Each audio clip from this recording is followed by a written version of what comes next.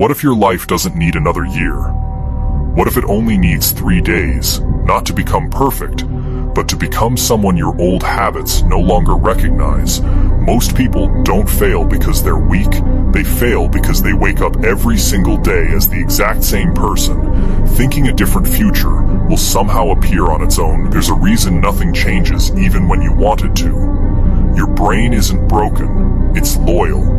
Loyal to the version of you it already knows, and somewhere in Gotham, a boy learned this lesson the hardest way possible. Before Bruce Wayne could become Batman, he had to bury the boy who was afraid of the dark. He didn't wait for motivation. He didn't wait for the right time. He made a decision. And then he built a method around that decision. Here's what almost nobody tells you about transformation. It doesn't start with confidence. It starts with disgust. A moment where you look at your own patterns and you simply refuse to accept them one more time. That moment is available to you right now, today, not someday. Most people spend years waiting for a lightning strike moment, a rock bottom dramatic enough to force change, but real transformation rarely announces itself. It usually arrives quietly, as a decision made in an ordinary room, on an ordinary day, by someone tired of being ordinary. By the end of this video, you'll know exactly what to do on day 1, day 2, and day 3. To begin rebuilding yourself using that same method, this isn't about capes, it's about identity. Let's begin. Day 1. Destroy the old version. Here's a truth most self-help videos won't tell you. You cannot build a new identity on top of an old one. It has to be cleared first. Your brain runs on patterns, not intentions. Every habit you have, good or bad, is wired into a loop your mind repeats to save energy. That's why willpower alone fails. You're not fighting a bad choice. You're fighting 1,000 repetitions. Think about it. You've probably tried to change before. You had the intention. You even had the excitement. But 3 days later, you were back exactly where you started. That wasn't a failure of character, that was a failure of strategy. So day 1 isn't about adding anything, it's about subtraction. Start with your environment. Look around the room you're in right now.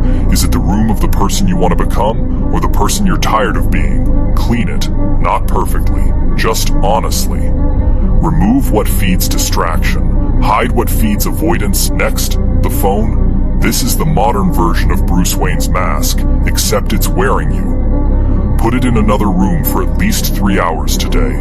Notice the anxiety that creates. That anxiety is not weakness, it's withdrawal. Your mind is addicted to stimulation, and silence feels like danger. Sit with it anyway. Notice how within the first 10 minutes your hand instinctively reaches for something that isn't there. That reflex is not who you are, it's simply who you've practiced being. Now take a page. Write down 3 limiting beliefs you've been carrying. The ones that whisper you're not disciplined enough, or you always quit. Then, write 1 sentence underneath each one. This was true for the old version of me. This single act creates psychological distance between who you were and who you're choosing to become. There's a reason this technique works. Psychologists call it self-distancing. When you separate yourself from a belief instead of fusing with it, your brain stops treating it as identity and starts treating it as history. History can be closed, identity cannot be argued with. That's the difference between saying I am lazy and saying I used to avoid effort. One is a cage, the other is a closed chapter. Bruce Wayne didn't erase the trauma of watching his parents die. He separated from it. He stopped being a boy defined by loss and became a man defined by mission. That's the shift. You don't destroy your past, you stop negotiating with it. Every time you say I'll start Monday, or just one more episode, that's self-negotiation, and self-negotiation is the quiet death of transformation. Notice how it never announces itself loudly, it always sounds reasonable. Just this once, I deserve a break. Tomorrow, I'll be more ready. Tomorrow's version of you will face the exact same resistance, because nothing changed except the date. There is a strange comfort hidden inside staying the same, even when the same is painful. At least it's familiar. At least it doesn't require you to risk failing at something new. That comfort is the real enemy. Not laziness, not circumstance, comfort. Today, end it. When you feel the urge to break a commitment to yourself, notice it, name it, and do the opposite. Not because the opposite feels good, but because that single reversal is the first brick in a completely different foundation. Your challenge for day one is simple: choose one distraction and remove it completely for 24 hours. Not reduce it, remove it, because control doesn't begin with big decisions, it begins with small proof. Day 2. Rebuild your mind. Awareness without action is just a more educated form of stagnation, so today, you move. Confidence isn't a feeling you wait for. It's a byproduct your brain manufactures after you take action. This is backwards from what most people believe. They think, once I feel confident, I'll act. But the truth is the opposite. Action comes first. Confidence follows as evidence. Every time you keep a promise to yourself, your brain quietly updates its identity file. I am someone who follows through. Every time you break one, it updates the opposite. This is why some people seem unshakable under pressure. It's not that they don't feel fear.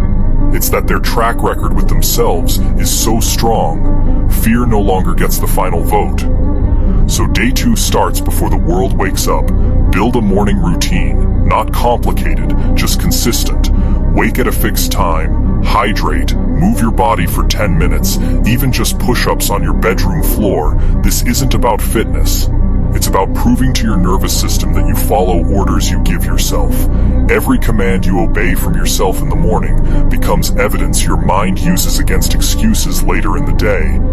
Then comes the hardest task of your day. Do it first, not last. Most people save their hardest task for when their willpower is already drained. That's a losing strategy. Attack it while your mind is sharp, while you still have the energy to win the internal argument. This is what Batman actually represents. Not the fighting, the discipline. Patrol didn't happen when he felt like it. It happened every night. Rain or ruin, tired or not. Discipline isn't motivation's cousin, it's motivation's replacement. Think of Alfred's role for a moment, not as a butler, but as a symbol. Someone who maintained the structure even when Bruce Wayne's emotions wanted to abandon it. You need to become your own Alfred, the part of you that holds the schedule together when the rest of you wants to quit. After the hard task, protect one block of deep, uninterrupted focus, 60 to 90 minutes, phone away. Single task, no multitasking. Multitasking isn't productivity, it's fragmented attention pretending to be effort. Think about how many hours you've spent working, while actually switching between 6 tabs and a phone screen. That isn't effort, that's motion without progress. Real focus feels uncomfortable at first, almost like a muscle you haven't used. That discomfort is not a warning sign. It's a sign of growth. There's an old idea worth remembering here. A blade only sharpens against resistance, never against comfort.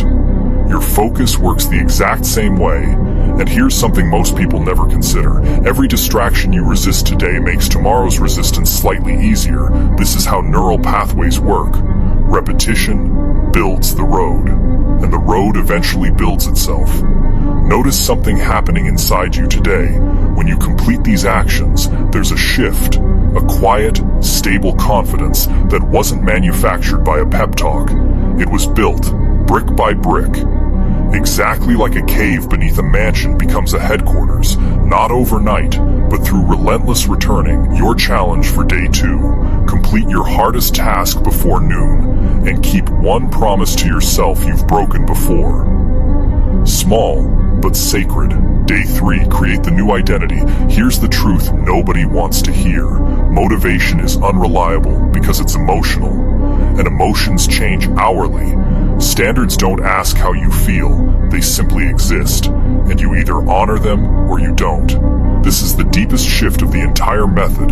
You stop chasing motivation, and you start operating on identity. Not I'm trying to wake up early, but I am someone who wakes up early. Language rewires self-perception faster than almost any other tool available to you. Today, choose 3 non-negotiable rules, not 10, 3, because discipline dies under complexity and thrives under clarity. Maybe it's, I don't check my phone in the first hour. I train my body daily.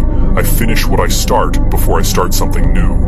Write them down, place them somewhere visible. These aren't goals, they're your new operating system. A goal lives in the future. A standard lives right now, in this exact hour. That's why standards change people faster than dreams ever could. Now close your eyes for a moment and see the version of you who already lives by these rules. How do they walk into a room? How do they respond to pressure? What do they no longer tolerate?